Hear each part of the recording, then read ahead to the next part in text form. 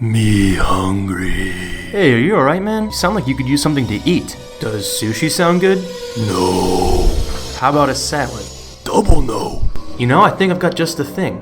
How about 2 patties, cheddar cheese, caramelized and raw onions, macaroni cheese, mayo, bacon, all smashed into a deep-fried macaroni bun? Yes, gimme. Where? At Zombie Burger. You can get the walking cheddar, other crazy burgers like it, at either one of their locations. Inside the Jordan Creek Mall or on 300 Grand Avenue in Des Moines. On April 15, 2013, America was hit hard during the Boston Marathon bombing. This was the first terrorist attack on American soil since 9/11. To celebrate the strength of the Des Moines running community and promote wellness, Bonfire magazine is hosting the Miles After Boston 5K. This Saturday, April 16th, beginning at 9 a.m. on the campus of Grandview University, with a kids' fun run following the race. For more information, visit bonfiredsm.com/events. You are listening to The Edge 88.1. My name is Chris, and I'm here in the studio with Lacie. Hey, Lacie, did you hear about what Congressman King did? No, what did he do now? So, apparently, he, right before the Republican caucuses started, he decided to send out a tweet saying that Carson was dropping out of the race. Now, King is, of course, a Cruz supporter, so he sent out a tweet saying that Carson is dropping out of the race, and then encourages all of the Republicans to, of course, vote for Cruz. So then Ben Carson supporters would automatically then go to Cruz, or would be more likely to go to Cruz. More likely, yeah, absolutely. But here's the thing, though. A Des Moines Register reporter bumped into Rob Taylor, who is a representative. I think he's out of Boone. He is, of course, a Carson supporter, and so he was asked, hey, have you gotten an apology from King yet? And he came back with a quote saying, no, he hadn't, and it was conduct unbecoming an Iowan. You know, Ted Cruz aside, Steve is still a congressman of the state. Yeah, I wouldn't expect that King would apologize for anything ever.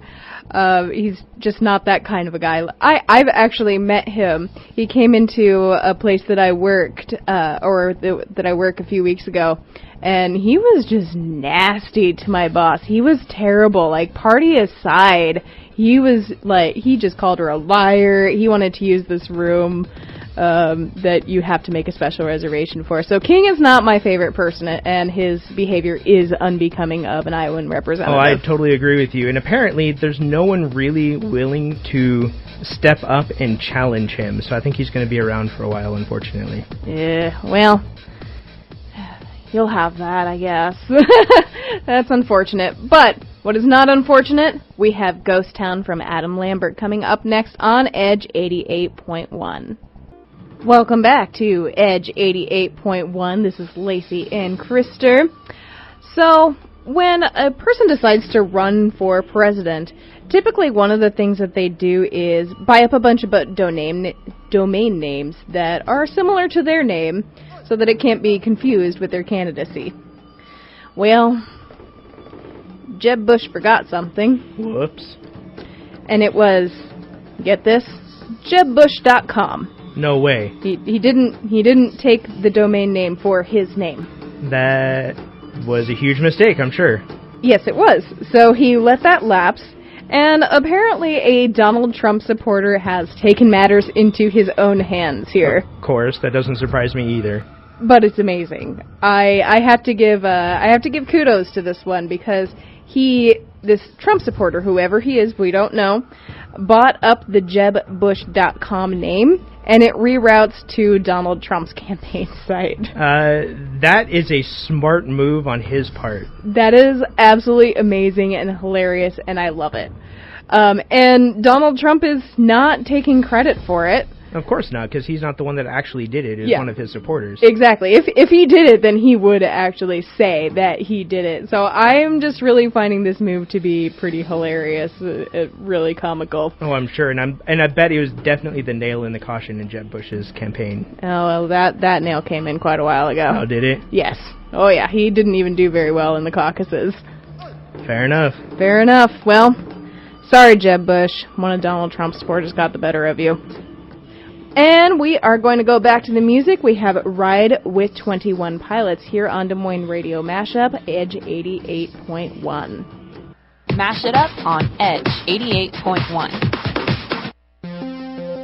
Thank you for tuning back into Edge 88.1. This is Lacie and Krister. So, it's no secret that Justice Scalia was maybe a little bit behind the times sometimes. You could say that. Occasionally, like every time. So he was one of the more conservative justices, and he passed away this weekend, leaving an opening for the Supreme Court. A lot of people they're definitely bashing him, and I kind of find that that's really disrespectful in depth, even though this is somebody that I strongly disagree with. Yeah, I would definitely agree with you on that part of it, that it's definitely in bad taste to diss the dead. Yeah, diss the dead, I like the way you put that. But there was also a friendship element between him and a more progressive judge, Ruth Bader Ginsburg. Now, she's like probably the most progressive that's on the Supreme Court right now, isn't she? Yes, but they set a great example of what friendship can look like even when you disagree with each other. It's kind of an iron sharpens iron situation between the two of them. So they would spend a lot of time together. They do holidays together, New Year's Eve together. Yeah, absolutely. And in fact, Ginsburg's late husband was actually a gourmet chef. Nice. And so the two justices would actually spend New Year's Eve quite often together. Yeah. And with their spouses, of course. Yeah, so it just goes to show you that even if you strongly disagree with somebody and you don't like the way that they do things, you can still be friends and still be respectful, and I think that is something that we need to learn today. Absolutely. Yeah. Next on Edge 88.1, we have Wolves Without Teeth of Monsters and Men. Krister Strandskov in the studio with Amanda Goddard, who is a senior at Grandview University. Now, Amanda, you're pregnant. I am 7 months along with baby number 2. And you breastfed your first child? I did. I breastfed for 14 months. At first, I tried using a cover more for, I cared what people thought versus I didn't care about being exposed. I was in the military, so my modesty is kind of out the window. But she didn't like her face being covered when she was nursing, and so it was a struggle to keep it over her face. And eventually I just stopped caring because her eating was more important than what I thought about other people and their opinions. Why do you think this is such a controversial topic? I think it has a lot to do with our culture and how breasts are sexualized instead of people looking at a breast and being food for a child. They look at it and they think of it in a sexual way. So I think people think it's just they're being inappropriate when their breasts are exposed. Exposed quotes, because when a baby is nursing, you don't really see anything. And so when people are like, cover your areolas or whatever, I don't really understand that because a baby's latched on and covering the areolas. So I'm not really sure where people are coming from when they say cover up, because I don't know what's being shown. You'll have graduated by the time you've had your son. Do you plan on breastfeeding at your future job? If I have a job, it would be more pumping than it would be breastfeeding. And that's even an issue in some workplaces, not having a space for women to be able to pump. They make them go to the bathroom and do it, which is like, you don't eat in the bathroom, so why should we pump in the bathroom? I don't know. It just seems really unsanitary and gross. But there's actually a lot of laws that are coming out now that protect women with pumping and whatnot, and giving them the time they need to do that as well as a place to do that. So that's good. Do you think states should be more apt to regulate it, or should it be up to the individual business owner? For me, it's not necessarily that it should be a law. It should just be like, why should that be a problem? Like, why are people... I just am so, like, flabbergasted as to why it's a problem. Why should it be a problem that a mom needs to pump at work and you're not allowing her to? Like, it just, I don't know, it seems weird. But I totally understand if you're like a flight medic on a helicopter or something, like, obviously that's going to be a little more difficult to pump. So you would probably plan a little bit with your job, and just the mom in general would know that that's not very likely to happen.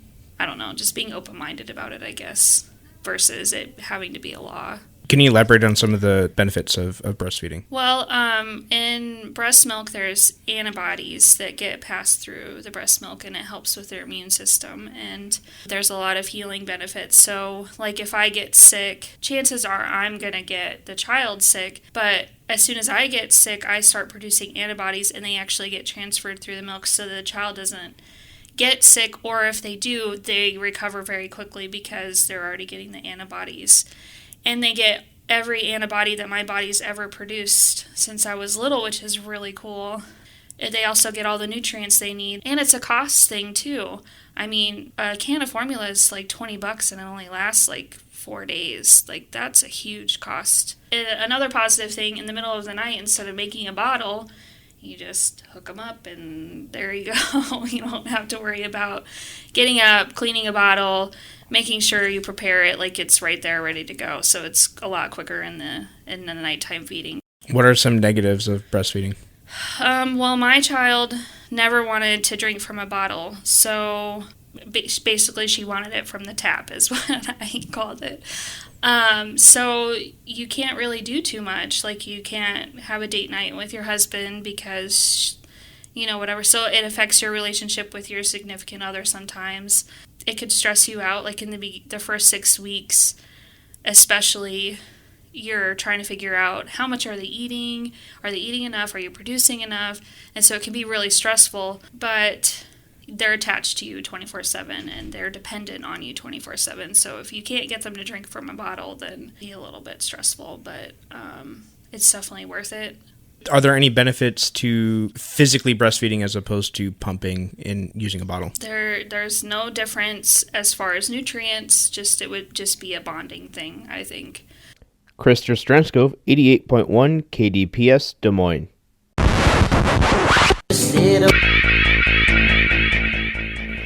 You are indeed listening to 88.1 KDPS. It is Krister here in the studio on this beautiful Tuesday evening. Happy Amazon Prime Day. That's happening today. We're going to talk about that a little bit. We have some news from the 8035 Musical Festival that happened this last week. Talk about monsters and fuel prices with some music from Gwen Stefani, Sia, and one of my favorite bands, Everclear. But first, we have Adele here with When We Were Young on Des Moines mashup station Edge 88.1. In the studio here with Krister. Let's go ahead and get some political stuff off the table. If you missed it earlier, Bernie and Hillary are all on the same team now. Bernie went ahead and jumped on Hillary's bandwagon. For a lot of people, this took a long time. Sanders, while he was up there, gave, his typical Sanders speeches where he called for, minimum wage increase and whatnot. But Hillary just kind of stood there and nodded and smiled and, was threw in a couple of her 2 cents here and there. But, ultimately she got what she needed out of it, which was, an acknowledgement of her victory, direct endorsement from, Bernie Sanders. And then they did the typical call for unity speech, unifying the party. A lot of people think that, she's the lesser of two evils, or, maybe Trump is the lesser of two evils. And, a lot of folks that are, kind of my age, college age, aren't going to vote, or they're at least claiming they're not going to vote. And I can't tell you how stupid that actually is. Especially right now, every vote counts. Hillary and Trump are probably pretty close, at least here in Iowa. So, come November, go ahead and cast your vote, whichever you think is the right candidate. But don't not vote. That's my 2 cents. Back to the music here on the Edge 88.1.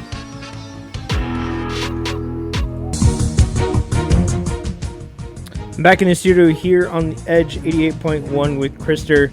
Unfortunately, I had to work this last weekend, but in doing so, unfortunately, I also missed the 8035 music festival that happened here in downtown Des Moines. Of course, they claim it was a huge success and that, it was the largest ever, those typical things that they say. They estimate that they had around 36,000 people attend the festival this year. That's between, the free stages and the paid stages and whatnot. But there's a little bit of controversy that happened on Friday night. Talib Kweli, he's a hip-hop artist, and he was performing on one of the free stages, and he claims that the festival cut off his mic early. Or at least that's what he's, saying all over his Twitter feed. That, they gave him, the 5-minute thing, and then they cut off his mic after 2 minutes or, something along those lines. But then the stage manager quickly jumped on to one of the news station's Facebook pages and told his story. He said that Kweli's DJ started on time while, he sat back and chatted with his friends backstage for about 10-15 minutes. And then went up to rap with his DJ with only about 2 minutes left in his time slot. And then, so the manager gave him 5 minutes because, the place was totally rocking. But then Kweli went on for another 15, and that's not cool. So with a lot of those music festivals, they have very specific time slots that you have to follow just so that, you're cool with your other musicians and getting them their airtime that they deserve as well and paid for to be there and whatnot. If you were there, let me know what you think. Go ahead and tweet at me here at KDPS88 on the old Twitter. But for now, let's get back to the music. Up next, we have Gwen Stefani with Used to Love You here on The Edge 88.1. This is The Edge 88.1. We're back in the studio here with Krister. As I mentioned earlier, hey, happy Amazon Prime Day. This is the second year in a row that Amazon is putting on this kind of a promotion. They're promoting, their subscription scheme where you can subscribe to Amazon Prime and you get free 2-day shipping and access to a whole bunch of videos and music and whatnot. For a lot of folks, it's a good deal, especially those who are kind of in the somewhat rural areas and whatnot. But being such a special day there on the site, there's a lot of amazing deals on electronics, especially their products like Echo and the Fire Stick and whatnot. But there's a lot of people complaining about some issues that they're having, like items not getting added to their cart as they click on them. And then a lot of people are having trouble checking out because some of the deals are, I guess, only available for a limited time. I haven't been on there yet. I've been super busy between work and, coming here to the studio and whatnot. But like I said, this isn't the first year. They did this last year, and they had issues then too. But, that's not necessarily uncommon with large promotions like this. Last year they did really well. They actually sold more items last year on Amazon Prime Day than they did the previous Black Friday. So while you are shopping online and spending that hard-earned cash, let's go ahead and get back to the music here on The Edge 88.1. As promised here on The Edge 88.1, that was Sia with her latest hit, Alive. Okay, I've held out as long as I can, and it's time to talk about monsters. Little pocket monsters, or as a lot of you folks out there know them as Pokemon. Pokemon Go, the latest internet craze, cell phone craze, whatever you want to call it, launched in the US over this last week. And from what I understand, even though it hasn't launched all around the world yet internationally, but it has actually overtaken Twitter in terms of the number of people using it. I remember growing up when I was a lot younger, my brother and I, we each had Pokemon on our, the old brick Game Boys. He had red and I had the blue, so that, we could trade our monsters and whatnot. And I remember going on a camping trip with my family, or not a camping trip, but like a family trip, a road trip, and we had to stop at like a Walmart or something so that we can get the link cables so that we could battle each other and whatnot. I'm not too sure about this new one though. There's a lot of security issues that people are having. People are getting mugged because they get lured in by people crashing cars because they're trying to play while they're driving. I've downloaded it, but I haven't started playing it. I don't know if I really want to or not. But I guess here on the Grandview campus, there's a lot of stops, several throughout the campus in front of different buildings and whatnot. And I guess there's even a gym here in the student center. I don't know how I feel about that. It'll be interesting to see once the fall comes around and students are back on campus, if it lasts that long, as these fads tend to not do. We'll see. You're listening to The Edge, 88.1 KDPS. Back in the studio here with Krister on The Edge, 88.1. Hey, speaking of Pokemon, a couple of places in DC aren't necessarily too happy about that. I know a few shops here in Des Moines aren't happy, and they only want you to come in the shops if you're actually customers and whatnot. But the Arlington National Cemetery sent out a couple of tweets today urging people to not go onto the grave sites to catch these Pokemon little monsters. They said it's one of the two somber sites designated as Pokestops, the other being the Holocaust Museum in their second tweet. And then according to the Washington Post, the Holocaust Museum is urging Niantic, which is the maker of the game, to remove them as a landmark in the game. They sent out a quote saying, "Technology can be an important learning tool, but this game falls far outside our educational and memorial mission." I absolutely agree with them. Let's have respect for these people that have died, and not play the game on their graves. But for now, let's get back to the music with some Zella Day here on The Edge 88.1. Back in the studio here with Krister. Hey, so I've been looking at my phone, hunting for things way long before Pokemon Go. And I'm talking about geocaching. It might be a good time to kind of pick it up again. Muggles, non-geocachers, might assume that you're hunting Pokemon and you can kind of hide in plain sight. And then just bear with me. I also recently finished Season 6 of The Walking Dead here on Netflix, and looking forward to Season 7 coming out in October. But kind of want to go down to Woodbury, Georgia, not necessarily because that's one of the filming sites for The Walking Dead, but because they are coming out with a new zombie geocache trail. Might be kind of fun to check out. That's again in Woodbury, Georgia, just outside of the hometown of the Walking Dead series. But the geocache trail, I guess, is supposed to be finished sometime later at the end of the month. So I might be taking a road trip down south.